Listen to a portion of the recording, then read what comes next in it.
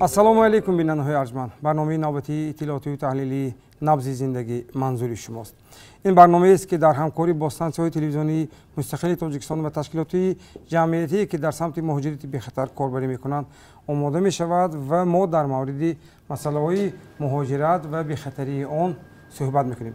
мавзӯи имрӯзии суҳбати барномаи имрӯзии мо дар мавриди майлонҳои нав дар муҳоҷирати меҳнатӣ аст.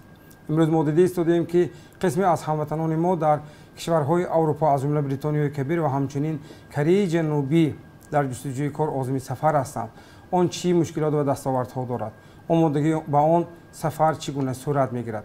мо имрӯз дар барнома оид ин масъала сухан мекунем. инак имрӯз дар барнома тамошо кунед.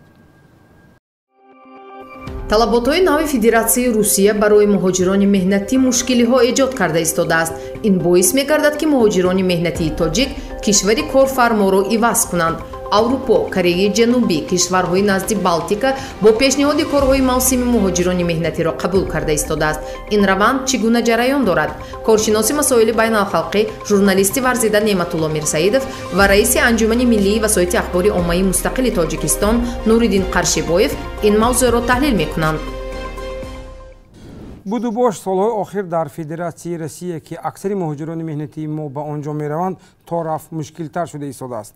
талаботҳои нав барои муҳоҷирон аз шумори қимат кардани арзиши патент ва дигар хизматрасониҳои ин соҳа муҳоҷирони моро маҷбур сохт ки роҳҳои алтернативиро пайдо кунанд ва дар самти ҷустуҷӯи кишварҳои дигари кордиҳанда роҳ пеш гиранд. онҳо ба кишварҳои аврупо ва Кореяи ҷанубӣ раводид дарёфт намуда ба он ҷо барои кор ва дарёфти ризқи оилаашон рафта истоданд. солҳои охир пайдо кардани корҳои мавсимӣ дар бритониёи кабир зиёд шуда истодааст. ҳамкори мо Амонҷон Маҳкамов аз телевизиони Қирғонтепаи шаҳри Бохтари вилояти Хатлон оиди ин мавзӯъ як гузорише таҳия кардааст. ҳамроҳ тамошо мекунем. улуғбек ба коргоҳ меояд. беш аз як сол мешавад ки ӯ дар ташкилоти ҷамъиятии ватанӣ ба ҳайси мутахассиси пешбари сомонаҳои иҷтимоӣ фаъолият мекунад. аз ин пеш улуғбек 5 сол дар муҳоҷирати меҳнатӣ буд. вай аввал дар Лаҳистон кор кард ва пасон ба Олмон рафта ба мусофиркашонӣ машғул шуд. улуғбек ки донандаи якчанд забон аст, барои дарёфти кор ҳам дар ватан ва ҳам дар хориҷи мамлакат мушкиле накашид. касе ки забон медонад бартарияташ ин аст ки кор пайдо карда метавонад. хоб вақте ки забонро надонистан хеле мушкил аст. улуғбек ҳамидзода муҳоҷирати меҳнатиро як раванди маъмулӣ мешуморад ва дар мавриди бехатарӣ ӯ ба кишварҳои аврупоӣ аз ҷумла Олмону Лаҳистон бартарӣ медиҳад. бартарият дар Олмон ин аст ки суғурта дорад ва маоши хуб дорад ва вақте ки маоши гирифта шуд аз 2.5 мазор агар шумо 2.5 мазор евро кор кунед ва дар охири мақсад баргаштан ба хона баъд аз 1 сол онҳо на ки баргаштан баъд аз 1 сол онҳо ба шумо кешбек метиҳад ва дар Олмон миллатгароӣ нест, пулисҳошон хуб ҳастанд ва ҳуқуқи инсон хеле боло аст дар онҷо. муҳоҷири дигари тоҷик Муъмин Ғоибназаров чанде пеш бо ба даст овардани раводиди корӣ ба Англия сафар намуд. ӯ соли гузашта ҳам дар ин кишвар буд ва бо натиҷаи хуб ба ватан баргашта дубора Англияро барои муҳоҷират интихоб намуд. дар ин ҷо вақте ки инсон аввалин маротиба меояд, рӯзи аввал қоидаҳои бехатарӣ фаҳмонда мешавад барои ӯ ва қонуни меҳнат як 3-4 соат ва шумо ҳуқуқҳое ки шумо доред инҳоро фаҳмонда медиҳанд. масалан аз рӯи қонуни меҳнати бритониё корфармо ҳақ надорад бетанаффус шуморо беш аз 3 соат кор фармонад. як рӯзи корӣ ки анҷом ёфт то рӯзи кории дигар бояд коргар 11 соати холӣ дошта бошад ва ҳамин чизҳо хеле сахт риоя карда мешавад дар ин ҷо. аз ин пеш муъмин 10 сол дар русия кор кард ва баъд аз бемории коронавирус ва буҳрони украина ба ин тасмим омад, зеро ба гуфтаи муъмин кор дар аврупо барояш аз ҳар лиҳоз бехатар ва даромадаш ҳам бештар аст. ин ҷавон иддао дорад ки дар англия ҳам мисли русия бархе аз муҳоҷирон худашон боис мешаванд ки ба хатар рӯбарӯ гарданд. ҳозир як падидаи нав аст ки ҳамин тоҷикистониҳо омада дар ин ҷо 6 моҳ вақте ки вақти ҳамон иҷозатномаи кор анҷом меёбад, инҳо бо қонуни меҳнатро шикаста, қонуни ҳамин мигратсиониро шикаста рафта ба корҳои ғайрирасмӣ, яъне ба корҳои нелегалӣ даст мезананд. Масалан, коре ки бояд дар як шабонарӯз бояд масалан 150 фунт стерлинг бояд гирад ва шуморо кор мегирад, аз рӯе ки шумо ҳуҷҷатҳои расмӣ надоред ба шумо 100 фунт медиҳад. аммо вай метавонад надиҳад. Агар вай ба шумо пул надиҳад, шумо ҳам дар назди қонун, дар назди ягон ҷо шуморо ҳеҷ ка ҳимоят карда наметавонад. Ба пулис рафта наметавонед, барое ки шумо шартнома надоред, шумо иҷозатномаи кор надоред. Агар шумо ҳуҷҷати расмӣ доред, то хеле чизой ягон бор рух намедиҳад. бино ба иттилои расмӣ, дар доираи созишномаи ҳукуматӣ ахиран аз тоҷикистон ҳудуди 600 нафар муҳоҷири меҳнатӣ ба Британияи Кабир сафарбар карда шуд, ки ба гуфтаи коршиносон аксарияти онҳо то ин дам асосан ба Русия мерафтанд. ин дар ҳоле ки давоми 5 моҳи соли ҷорӣ қариб 2200 сокини вилояти Хатлон бо сабабҳои гуногун аз қаламрави Русия хориҷ карда шуда, вурудашон ба ин кишвар манъ гардидааст. Британияи Кабир муҳоҷирон рафта истоданд ва сар шудааст корҳои мавсимӣ дар Кореяи Ҷанубӣ, мамлакатҳои Аморати Араб аст, мувофиқи шартномаҳои байни давлатӣ ҳамин чизо ба роҳ монда шудааст. ман як зина боло мегузорам Британияи Кабира дар он ҳолат ки ино муҳоҷиро ягонташ бешартномаи меҳнатӣ намераванд. якум пойдевори ҳамин бехатарии муҳоҷир дар шартномаи меҳнатӣ аст. ҷиҳати қонунӣ вақте ки шартномаи меҳнатӣ бо як хоҷагии кишоварзӣ дар Британияи Кабир баста мешавад ва он чи роҳбарияти хоҷагии кишоварзӣ ва чи худи муҳоҷир имзо мекунанд ба муддати 6 моҳ на зиёда. як ширкате ки аз ҷониби сафорати мо дар Британияи Кабир бо ҳамин ширкат ҳуҷҷати расмӣ имзо кардааст, фақат бо ҳамин ширкат ҳатто барои бехатарии муҳоҷир дафтарчаҳои киссагиро пешниҳод кард ки ҳар як муҳоҷир дар киссааш мегирад ва дар ҳолатҳои зарурӣ ҳамаи рақамҳои телефонҳои тамосгирӣ бо оне ки муҳоҷира муҳофизат карда метавонад, чи аз ҷониби Британияи Кабир, чи аз ҷониби намояндагии давлати мо ва чи аз ҷониби созмонҳои байналмилалии оид ба муҳоҷират корбаранда дар ҳамин ҷо рақамҳои телефонашон дода шудааст. ина муҳоҷир бо худ дар киссааш мебарад ва ҳама вақт истифода бурда метавонад. дар ҳоле ки коршиносон аз вусъат ёфтани раванди муҳоҷирати меҳнатии тоҷикистониён ба хориҷи кишвар ва поймол шудани ҳуқуқу манфиатҳои онҳо суҳбат мекунанд, даҳҳо нафароне низ ёфт мешаванд ки аз ҷониби ҳамватанони худ дар тоҷикистон ҳам фиреб хӯрдаанд. телевизор тамошо кардем ҳамроҳи фарзандо, объявление гузашт телевизори Хатлонда, гуфтанд ки ба кор қабул карда мешавад Федератсияи Россия. мо рафтем мақсадам ҷуда як кабр қади урус ба юрӣ. мо гӯ 2400 мо страховка мегирем ва шуморо мо мебарем ҷуда мақсад ҳамин сума баъд мегардонем тон. чӣ кор ваъда кардан ба шумо дар расидан? ҷуда гуфтанд ки хеле занҳоро барои пухтапаз, барои шустан, барои таом пухтан, ама ба кора барои мардикорӣ подмосковӣ мебарем. гуфт мострой ба даст бале олим хеле инам хеле баъд мо споридем, бародару споридак, апом споридак, маълима якта ҳастад споридак, дута дугонам споридак. баъд чӣ шид хулосаи кор? баъд хулосаи бурдан шумо маҳкам кардан намедонам барои чи душанбеда дигаам хеле агар қаблан русия ва пасон қазоқистон кишварҳои асосии қабулкунандаи муҳоҷирони меҳнатии тоҷик буданд, имрӯз мамолики аврупо хусусан Англия, Олмон, Лаҳистон, Кӯриё ва ҳатто кишварҳои арабӣ ва амрико низ дари худро ба рӯи тоҷикистониён боз намуданд. ҳарчанд дар муқоиса бо русия шумораи ками муҳоҷирони тоҷик ба ин кишварҳо даст ёфтанд, аммо ин ҷараён рӯз то рӯз вусъат ёфта муҳоҷирони корӣ бо истифода аз роҳу воситаҳои гуногун талоши зиёд доранд. бинандаҳои арҷманд, шумо барномаи иттилоотии таҳлили набзи зиндагиро тамошо карда истодед ва мавзӯи суҳбати мо имрӯз дар мавриди майлонҳои нав дар муҳоҷирати меҳнатӣ аст.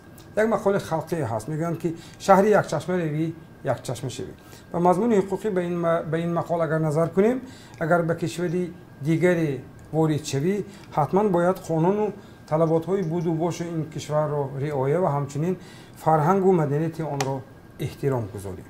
аз нигоҳи коршиноси масоили байналмилалӣ журналисти варзида Неъматулло Мирсаидов, раванди пайдо кардани кор дар кишварҳои Аврупо ва Кореяи ҷанубӣ як ҳолати маъмулӣ шуда истодааст. имконият медиҳад ки муҳоҷири меҳнатӣ баробари ба он ҷо сафар кардан забон омӯзад, ҷаҳонбинияшро васеъ намояд ва ҳамчунин шароити зисту зиндагии оилаашро беҳтар созад.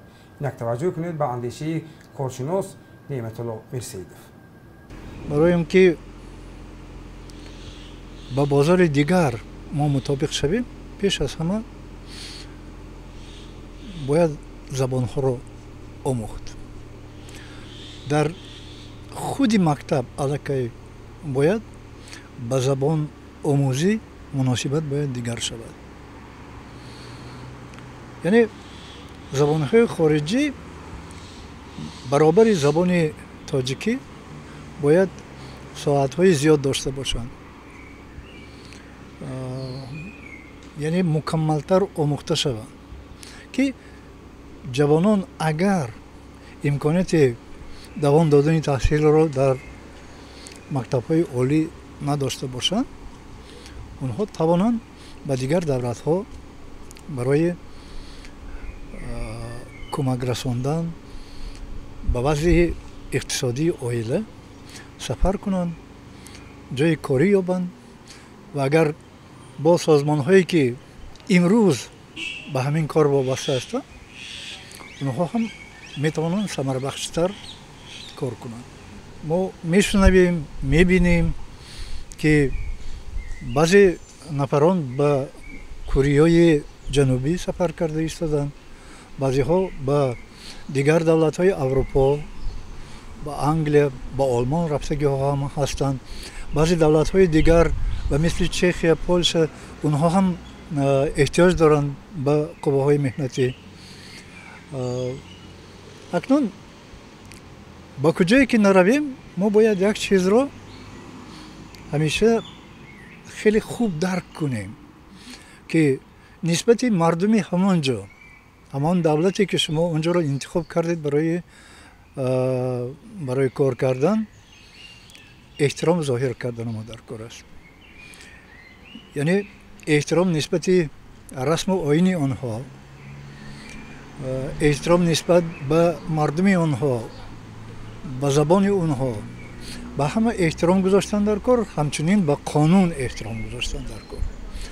дар ягон давлат нашудааст ки агар шумо раведу қонунашро поймол кунед, дар он ҷо шумо муваффақ шавед. имрӯз ба Русия миқдори зиёди ҷавонони мо мераванд.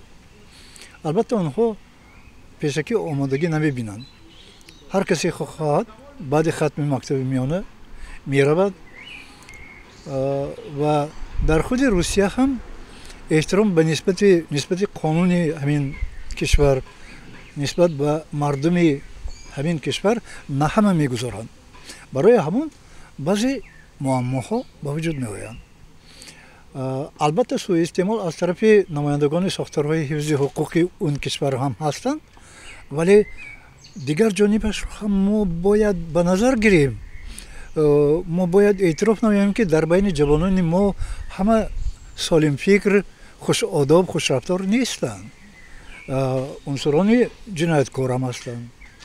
он нафароне ҳастанд ки ба сафи ифротгарон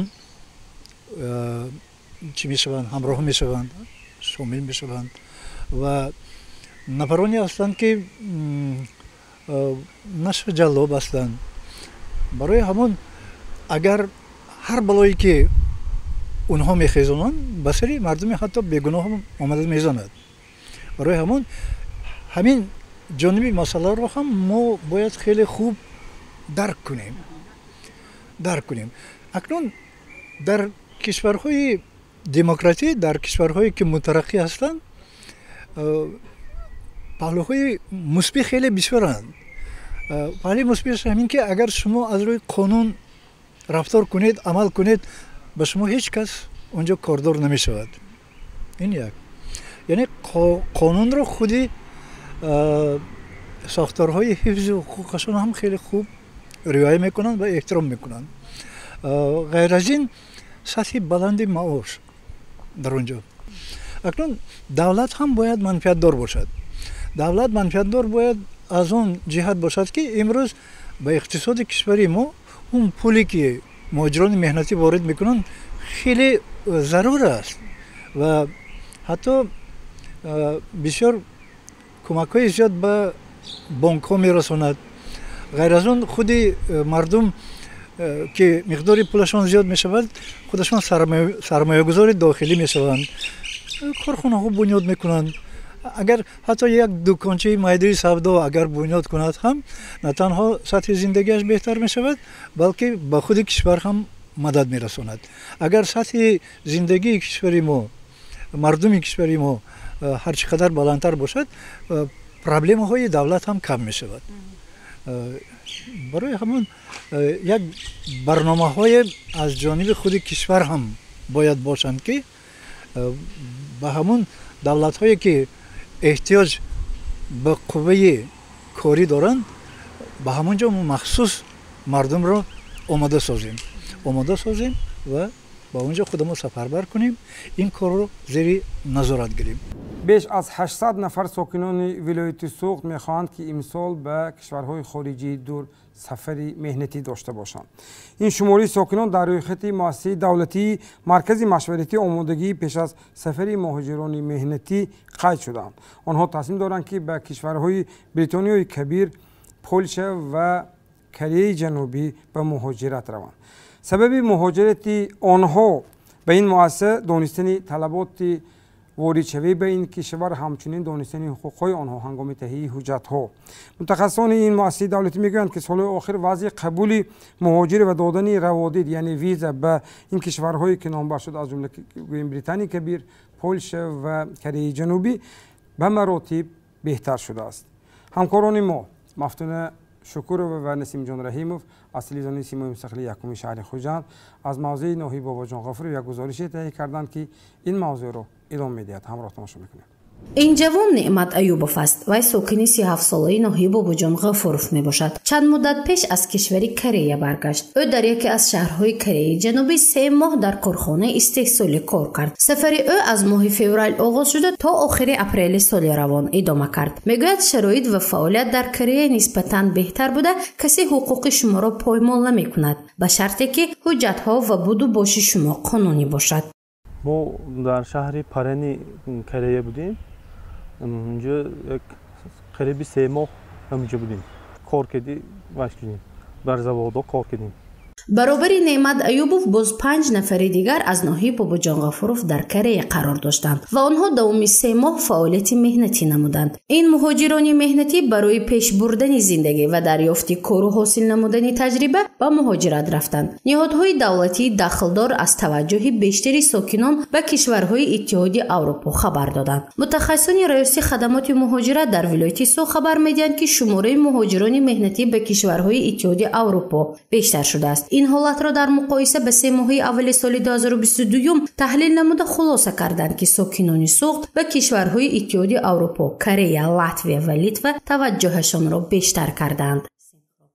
نسبتاً به دولت‌های اروپا امروزها توجه زیاد شده است و در همکاری ریاست خدمات مهاجرت در ولایت سوخت با مؤسسه دولتی مرکز مشورتی آمادگی پیش از سفر جمهوری تاجیکستان در همکاری با بعضی شرکت‌های интиқол диҳандае ки иҷозатномаи хадамоти муҳоҷиратро доранду барои бо кор таъмин намудани шаҳрвандони ҷумҳурии Тоҷикистон ба давлатҳои аврупо яъне Англия, Олмон ва дигар давлатҳое ки онҷо таваҷҷӯҳ хеле зиёдтар аст нисбатан барои бо кор таъмин намудан имрӯз корбарӣ шуда истодааст. дар ҳамин ҳол масъулин хабар медиҳанд ки беш аз 800 нафар сокинони вилояти Суғд мехоҳанд ба хориҷии дур сафар кунанд. яъне ин гурӯҳ ба муассисаи давлатӣ марказҳои машваратӣ омодагӣ пеш аз сафари муҳоҷирони меҳнатӣ дар рӯйхат мебошанд ва дар асоси хоҳиши худ тасмим доранд ба кишварҳои Бритониёи Кабир, Корея ва Полша ба муҳоҷират раванд. сабаби муроҷиати онҳо ба ин муассиса ҳимоя аз ҳуқуқҳои худ мебошад. мутахассисони ин муассисаи давлатӣ мегӯянд ки талабот ба кишварҳои Британияи Кабир, Корея ва Полша нисбат ба солҳои гузашта чанд маротиб бештар шудааст. танҳо давоми соли 2023 беш аз 800 нафар омодагӣ ба сафар доранд. ҳоло наздик 60 нафар пурра барои рафтан ба Корея омода гардиданд. ба Полша бошад 8 нафар хоҳанд рафт, зеро ба дархости онҳо тасдиқнома ворид шудааст. то имрӯз дар 57 нафар аллакай аз ҳисоби Британияи Кабир косномер мегӯянд приглашени даъватномаи худро қабул карданд. аксари онҳо визаҳои худро супориданд. пеши ин нафарон аллакай ба хориҷа сафар карданд ба Британияи Кабир. дар ҳамин ҳол мақомот дар ҳамкорӣ бо ташкилотҳои ҷамъиятӣ семинар мегузаронанд. масалан санаи 27 апрел семинари омӯзиши мавзӯи муҳоҷирати бехатар ва пешгирии муқовимат бо савдои одамонро мавриди баррасӣ қарор доданд. маълум гашт ки имрӯз сафи муҳоҷирони меҳнатии номуваффақ ки дар давлатҳои хориҷа ба мушкилӣ рӯбарӯ шуданд кам нестанд. сабабҳои асосӣ надонистани ҳуқуқ ва қонунҳои амалкунандаи кишварҳои хориҷӣ аз ҷониби муҳоҷирони меҳнатии тоҷик аст. муҳоҷирати бехатарро раҳ андозӣ намоем, чунки ҳолатҳое мешавад ки имрӯз ҷавонони мо ба муҳоҷирати меҳнатӣ рафта ба ҳолатҳои гуногун дучор мешаванд. дар ҳамин ҳол қаҳрамони гузориши мо Немат Аюбов мегӯяд барои пешгирии қонуншиканиҳо ва будубоши озод дар кишварҳои қабулкунанда бояд тамоми ҳуҷҷатҳо омода шуда сипас роҳ ба сафар гиранд. ҳамчунин шахсе ки роҳи муҳоҷирати меҳнатиро пеш мегирад забони кишвари хориҷиро ки раҳсипор мешавад донад ва аз қоидаву қонунҳояш огаҳӣ пайдо кунад. дар онҷо зиндагӣ тамоман мушкилӣ нест, ҳамаш қоидавӣ. мо документҳо ҳамаш аз Тоҷикистон ҳал шуд, ҳамин Тоҷикистон сафар биромдем. бинанд, кор кунанд, мешавад. қаҳрамони гузориши мо мегӯяд пеш аз сафар баромадан тамоми ҳуҷҷатҳоро омода кард ва будубоши онҳо дар кишвари Кореяи қонунӣ ҷараён гирифт. хароҷоти пеш аз сафари онҳо тақрибан 30 000 сомониро ташкил дод. ҳамаи ҳуҷҷатҳо ҷобаҷо буданд. аз ин рӯ мушкилӣ пеш наомад. Неъмат Аюбов мегӯяд эҳтимол аст дубора ба Корея барои кор сафар кунад. бинандаҳои арҷманд, шумо барномаи иттилоотии таҳлили набзи зиндагиро тамошо карда истодед. коршиноси дигари барномаи мо тариқи онлайн қарор доранд. аз шаҳри Душанбе Нуриддин Қаршибоев, раиси анҷумани миллии воситаи ахбори аммаи мустақили Тоҷикистон ва ҳамчунин дар ин лоиҳа ҳамкори ин лоиҳа дар коллаборатсие ки аз ҷониби ҳам ташкилотҳои медиавӣ ва ҳамчунин ташкилотҳои ҷамъиятӣ ҳамкорӣ дорем иштирок доранд ва чанд суоле дорем ба эшон ки дар ин мавзӯъ мехоҳем аз он кас посух гирифта бошем. ассалому алайкум устод. ва суоли нахустини ман низ дар ҳамин маврид аст ки инъикоси масоили муҳоҷират дар воситаи ахбори оммаи кишвар чӣ авлавият ва чӣ мушкилот дошт. ин лоиҳа воқеан бозгӯ кард ки мо баробари ҳамкорӣ кардан имконият ва ҳамчунин мушкилоти ҳамдигарро омӯхтем ва дар баробари ҳамин мо кӯшиш кардем ки дар инъикоси масоили муҳоҷирати бехатар барои ҷомеа як кориро анҷом дода бошем. назари шумо дар ин масъала чӣ гуна аст? марҳамат. ташаккур барои суол. пеш аз ҳама бояд тазаккур диҳем ки мавзӯи муҳоҷирати меҳнатӣ дар воситаи ахбори омма авлавият дорад, зеро ин мушкилот ба ҳар як хонадони мардуми Тоҷикистон марбут аст. ҳар сол садҳо ҳазор муҳоҷирони меҳнатӣ барои пайдо кардани ризқи рӯзии худ ба муҳоҷирати меҳнатӣ мераванд ва дар кишварҳое ки фаъолият мекунанд бо мушкилоти гуногун дучор мешаванд. албатта مشکلات بیشتر با معرفت حقوقی آنها با دیگر مسائلی که مربوط به بود و باش در کشور خارجه می باشد. ولی فکر میکنم که واسطه اخبار عامه در تاجیکستان بیشتر به موضوع اطلاعاتی دقت میدن و در حالتهای با مشکلات دچار شدن این یا مهاجری ها، فوت مهاجری ها، دیگر حادثه های ناخوش بیشتر خبرها چون میکنن، ولی موضوعی که خصوصیت تحلیلی و معرفتی داشته باشد کمتر به نظر میرسد و بنابراین موضوع مهاجرت مهنتی در روستای اخبار عامه تاجیکستان همچون یک موضوع روزمره باقی مانده است. البته مهاجرت مشکلات خود را دارد. ما در یک ماه اخیر شاهد حادثه های فشار به مهاجران مهنتی در روسیه، لرتکوب آنها، پایمال کردن حقوق و منفعت هاشون گشتیم و همین گونه مناسبت از جانب مقامات کشورهای دیگر نه آنقدر بیشتر صورت میگیرد. ما در دوام معرکه اطلاعاتی با مواقع هم دچار آمدیم که شهروندان تاجیکستان در بریتانیای کبیر با کار و فعالیت مشغول هستند و آنها آن مشکلاتی که شهروندان تاجیکستان در روسیه دارند ندارند و برای همین شاید مهاجران نیز از چنین روزگار زندگی خسته شده آنها برای پیدا کردن جای کار در دیگر کشورهای خارجی کوشش به خرج میدهند. تشکر زیاد. سوال نوبتی من میخواستم نظر شما رو در مورد آن پرسیده باشم که همین لایحه‌ای که انجام دادیم اگرچه فرصتی کوتاه بود اما بسیار پهلوهای مهم را برای مهاجران مهنتی، مخصوصا آنهایی که عازم سفر هستند، مخصوصا آنهایی که رفتند و آمدند، آنهایی که در کشوری قبول کننده مهاجر مشکلات داشتند اینجا آمدن حجت‌هایشان را اساس کردند یا در مورد آموزش حقوق‌هایشان. یعنی لایحه مذکور تا کجا از دردها و مشکلات مهاجران مهنتی سخن کرد و آن را واقعا بازگو کرده توانست. بنابر مهمیت موضوع مهاجرت مهنتی ما با شریکان خود تصمیم گرفتیم که یک لایحه مشترک در موضوع مهاجرت بخطر تهیه و عملی نماییم. خوشبختانه این لایحه از جانب سازمان اینترنیوس در تاجیکستان مبلغ گذاری گردید. در دایره این لایحه 3 تشکیلات جمعیتی و 3 گروه رسانه‌ای فعالیت کردند.